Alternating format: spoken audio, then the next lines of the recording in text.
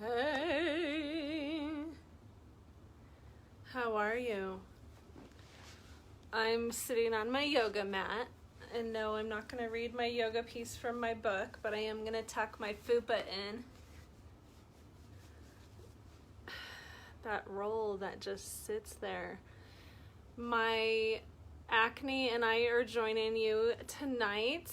I know it's dinner time, but hell, I'm going to just record when I feel like it instead of when it directly hits the Facebook algorithm. Say hi if you're on here. I can't see you guys. I see people. I see you. So I just got done doing yoga because my body deserves it. That's what I tell myself. But I was wearing leggings today, so I didn't feel like changing into yoga pants, which I understand why you wear yoga pants now, because when you're doing certain poses, hey Katrina, when you're doing certain poses in yoga, yeah, you have to have the right equipment on, which means a pair of spandex that is like holding that crap in, right?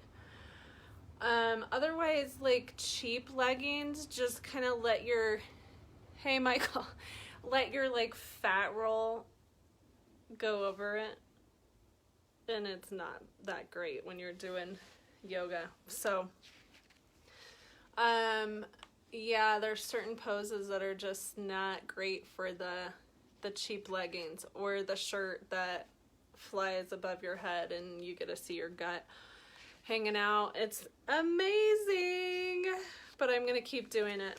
So I want to tell you, I was gonna do quite a few quotes today here on Facebook because I'm listening to a book, which I haven't listened to a book in a long time. So I'm listening to Untethered Soul, and I don't know who the author is. It's Michael someone. Look it up. So I'm not an analyst, so you guys can figure that out. It's a fantastic book. Well, so far. I'm 3 chapters in. So I gotta read you these finds because they about blew my mind. So it's about negative self-talk. So, well, it's about everything that's going on in your head at all times. That person is you talking all day long. It's constant. I cannot remember the number. If you know the number of things that we say to ourselves in a day, feel free to post it. So check out these quotes. Vast majority of your thoughts have no relevance. I can't even read my own writing. No effect on anyone or anything except you. Oh, great. I'm almost getting through it. They are just simply making you feel good or bad. Your thoughts only change you. It's so true. You got to think about this stuff. This is deep tonight. When you're nervous or angry, big energy is coming out of you, and that talking is telling you, this is upsetting. He's making me angry, blah, blah, blah. All those thoughts rise up really big. So if you can practice being calm and not affected by people, because you're at choice how you're being affected by someone. It's crazy. I know all this stuff, and it's just a great repeat of some great information. Your thoughts create the world you live in. So if I'm unhappy, it's because it's my thoughts around the situations that are around me. If you're constantly unhappy, then you get to go figure out what's going on inside your heart so that you can start looking at the situation differently. Because people don't hurt your feelings. You allow people to hurt your feelings. You're in charge of that. You're completely in charge of your whole response to the situation. And that's interesting because I always think of like karate or martial arts.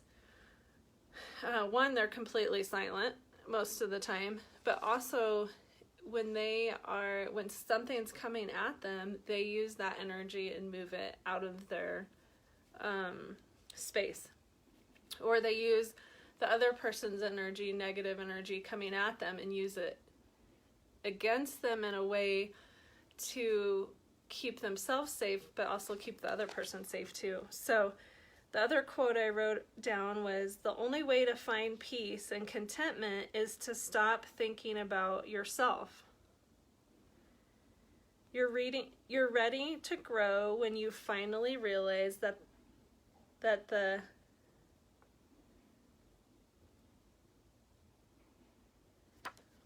you're finally ready to grow when you finally realize that the I that is always talking inside will never be content. It always has a problem with something. So your inner dialogue always has a problem with something. I can hear my boys coming home, so they're going to interrupt this. The solution to problem is not changing external things, it's changing internal. And then here's my favorite one. So think about all this crap that goes on in your head, okay? Like, oh, I'm fat, I'm ugly, I don't like this, I'm mad at him, what am I doing? Ew, I'm so stupid. All that stuff is inner dialogue. And most of it we don't control, correct? Hey, Karen. Okay, so check this out. Think about if you made that person, your inner dialogue, an actual human being that was sitting next to you, hanging out with you, like a friend. You would never hang out with that person. I don't like this TV show. Why is he so bossy? Blah, blah, blah. I don't like that. You're fat. You would never hang out with the inner dialogue person that is going on in your head. This one blew my mind because we give so much airtime to the inner dialogue, but yet if one of our friends talk to us like that, hey, you're fat. Oh, your butt's looking huge. Ew, you have a zit on your chin. I'll point to it in case you couldn't see it with this lighting. You're not good enough. You're blah, blah, blah. We would never hang out with a friend that treated us like that. And yet we have this inner dialogue, this roommate is what he calls it. The roommate inside of you is like the most hideous person you can come up with. The rudest person you can come up with. That was an aha for me. So think about that one. I'd love to hear your thoughts on it. So what I wrote down was, would you hang out with the person that talks inside your head? The most annoying person ever? You would never. They are overreactive, crazy, angry about everything. So why would you listen to that? Why do we listen to that inner voice? So that's what I got out of the first couple of chapters. I'm listening to it. It's about 6 hours to listen to.